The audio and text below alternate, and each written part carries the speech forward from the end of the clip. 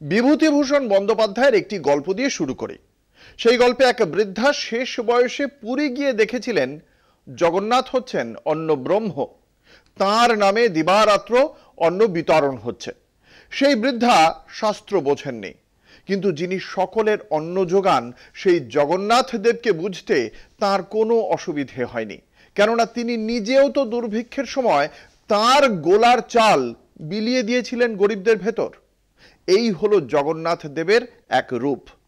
আরেক রূপে তিনি প্রেমময়, যে প্রেম সাগরে লীন হয়েছিলেন শ্রী চৈতন্য মহাপ্রভু, যে প্রেমময় ঈশ্বরকে নিয়ে লেখা হয়েছিল কবিতা জগন্নাথ স্বামী নয়ন পথগামী।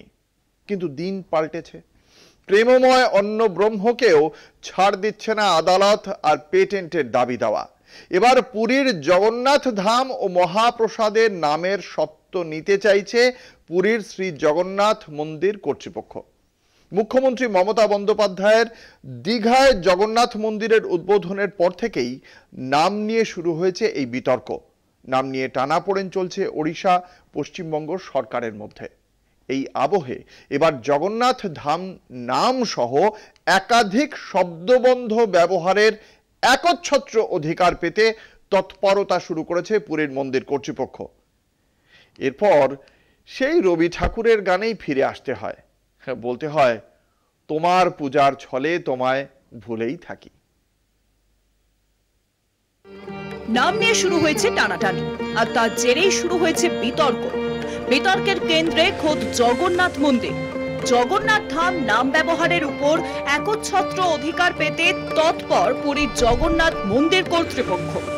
ওই শব্দ ব্যবহারের উপর সত্য চেয়ে আবেদন জানাতে চলেছে তারা। মুখ্যমন্ত্রী মমতা বন্দ্যোপাধ্যায় অক্ষয় তৃতীয়ার দিন দীঘায় জগন্নাথ মন্দিরের দ্বারোদ্ঘাটন করেন। দীঘায় নবনির্মিত জগন্নাথ মন্দিরকে কেন জগন্নাথ ধাম বলা হচ্ছে তা নিয়ে প্রশ্ন তুলেছিল ওড়িশার বিজেপি সরকার। জগন্নাথ ধাম নাম নিয়ে আপত্তি জানিয়ে সরাসরি বাংলার মুখ্যমন্ত্রীকে সম্প্রতি চিঠি লেখেন ওড়িশার মুখ্যমন্ত্রী মোহন চরণ মাঝি। হিন্দুদের 4 ধামের উল্লেখ করে তিনি চিঠিতে লেখেন, পুরীর জগন্নাথ ধাম 4 ধামের একটি। এখানকার ধর্মীয়, আধ্যাত্মিক, সাংস্কৃতিক গুরুত্ব অপরিসীম। জগন্নাথ ধাম শব্দবন্ধের সঙ্গে পুরীর পবিত্র যোগ রয়েছে। অন্য কোনো জায়গার মন্দিরের সঙ্গে ধাম শব্দটি যুক্ত হলে লক্ষ লক্ষ ভক্তদের ভাবাবেগে আঘাত লাগবে। মন্দিরের নামকরণে ধাম শব্দের ব্যবহার পুনর্বিবেচনার জন্য বাংলার মুখ্যমন্ত্রীর কাছে আবেদন জানান তিনি।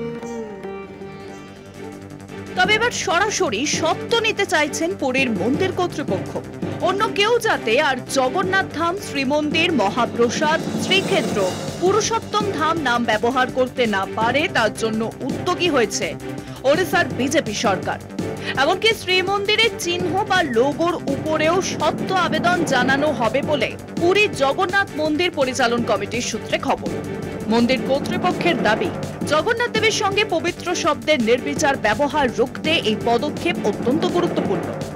এখন দেখার ধাম নিয়ে বিতর্কের মধ্যেই ওড়িশার বিজেপি সরকারের সত্য যুক্তি আগামী দিনে কতটা কার্যকর হয়। কলকাতা টিভি।